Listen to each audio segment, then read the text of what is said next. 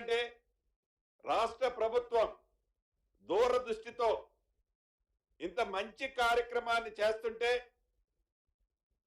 భవిష్యత్తులో దేశానికి ఒక ఆదర్శంగా ఉండే కార్యక్రమాన్ని చేస్తుంటే తప్పకుండా దాన్ని అభినందిస్తారని మనస్ఫూర్తిగా కోరుకుంటూ మిత్రులందరితో దగ్గర సెలవు తీసుకుంటున్నాను.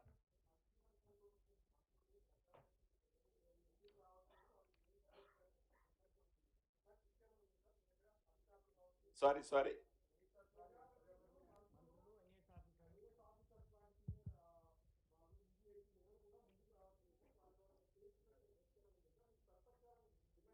డెఫినెట్ గా అందరూ, ఎందుకే గౌరవ ముఖ్యమంత్రి గారు చేర్చుకున్నాడు, నేను చేర్చుకున్నాను, చేర్చుకోవటం ఏంటండి. డెఫినెట్ గా అంటే లిస్ట్ అంటే మీ ప్రాంతాల్లో ఇప్పుడు నా నేటివ్ ప్లేస్ వచ్చి ఖమ్మంలో నాది రిజిస్టర్ అవుతుంది. ఎక్కడుండే ఎమ్మెల్యేది మీది కూడా చేర్చుకున్నారు కదా. మా ఎమ్మెల్యే గారు కూడా ఫస్ట్ రోజే చేర్చుకున్నారు. డెఫినెట్ గా అందరం చేర్చుకుంటాం.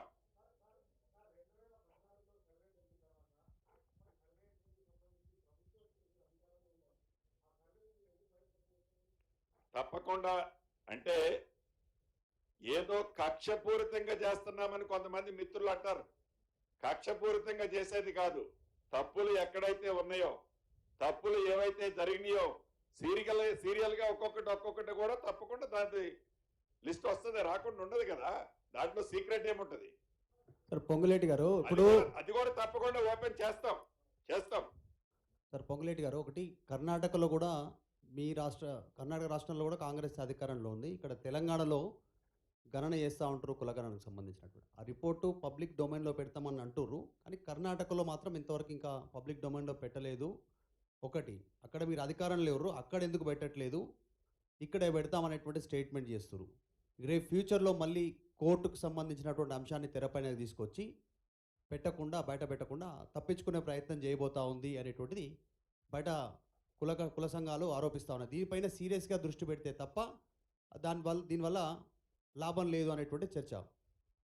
తప్పకుండా ఇందాక మీరు అన్నట్లు కోర్టు పరిధిలో ఏదైతే ఫిట్ అవుతుందో ఫిట్ అయ్యే విధంగా అన్ని రకాలుగా ఆలోచించే ఈ కార్యక్రమాన్ని ఈ రాష్ట్ర ప్రభుత్వం ఇప్పుడు చేపట్టింది.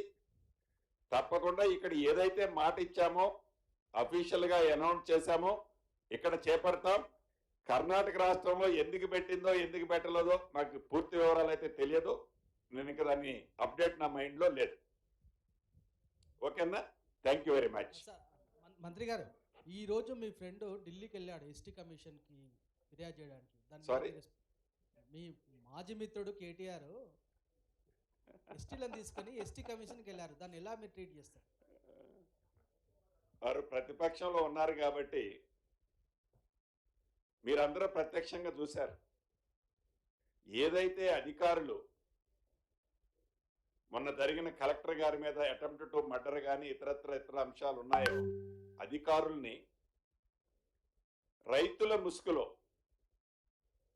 రైతులు అనే ఒక ఫ్లాగ్ పెట్టుకొని ఆ రకంగా చేయటం నేను మొన్న ఖండించాను, మళ్ళీ ఇప్పుడు చెప్తున్నాను. రైతులని ఇబ్బంది పెట్టాలనో, రైతులని జైల్లో పెట్టాలనో, రైతులని కష్టపెట్టాలనో ఇందిరమ్మ రాజ్యంలో ఎప్పుడూ ఉండదు. ఇందిరమ్మ రాజ్యం అంటేనే పేదోడు రాజ్యం, రైతుల పక్షపాతి రాజ్యం, బడుగు బలహీన దళిత గిరిజనులకి న్యాయం చేసే రాజ్యం.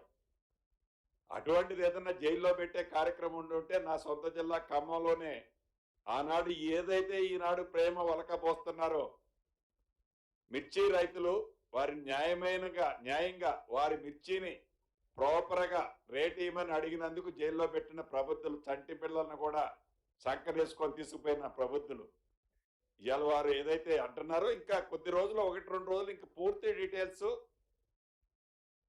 డీటెయిల్స్ ఆ ఎపిసోడ్కి సంబంధించింది ఇన్ డెప్త్ గా మీడియా మిత్రులకు కూడా తప్పకుండా ఈ ప్రభుత్వం చూపిస్తుంది. సబ్జెక్ట్ డైవర్ట్ అవుతుంది, ఈ సబ్జెక్ట్ ఇట్లా నడవని. సార్ ఒక క్వశ్చన్ సార్ ఇది మొదట్లో మీరు ఇది బీసీలకు ఉద్దేశించిన సర్వే, కామారెడ్డిలో మేము 42% డిక్లరేషన్ చేసినాము, దాన్ని ఎట్లా ఇంప్లిమెంట్ చేయాలి అన్నట్టు దాని సీక్వెల్లను ఇది చేస్తున్నామని చెప్పింది కదా, మళ్ళీ ఇప్పుడు నీరు గార్చున్నట్టు కనబడుతున్నారు సార్.